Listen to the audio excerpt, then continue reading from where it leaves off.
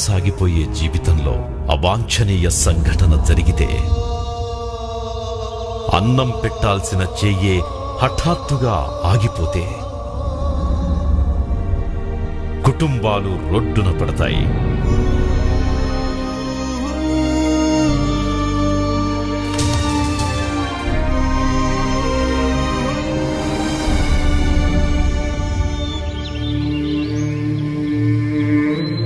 బతుకులు తలకిందులవుతాయి.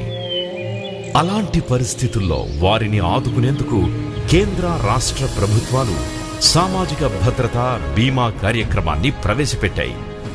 ప్రీమియం మొత్తాన్ని కేంద్ర రాష్ట్ర ప్రభుత్వాలు చెరిసగం చెల్లించేవి.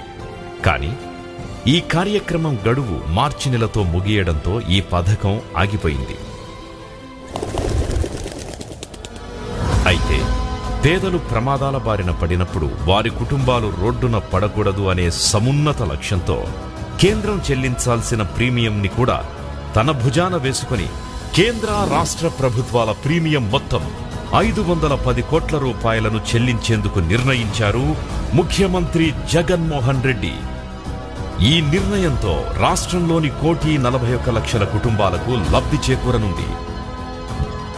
బియ్యం కార్డు పొందే అర్హత ఉన్న ప్రతి పేద కుటుంబానికి ఆపద సమయంలో అండగా నిలుస్తుంది ఈ పథకం.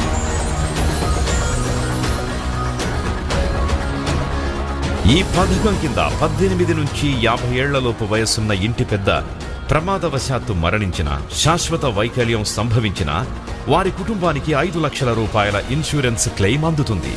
50 ఏళ్లలోపు వయసున్న ఇంటి పెద్ద సహజ మరణానికి గురైతే ఆ కుటుంబానికి వైఎస్ఆర్ బీమా ద్వారా 2 లక్షల రూపాయల ఆర్థిక సాయం అందిస్తుంది రాష్ట్ర ప్రభుత్వం. పాలసీదారుడు 51 నుంచి 70 ఏళ్లలోపు వయస్సు కలిగి ఉండి ప్రమాదంలో మరణించిన, శాశ్వత వైకల్యం సంభవించిన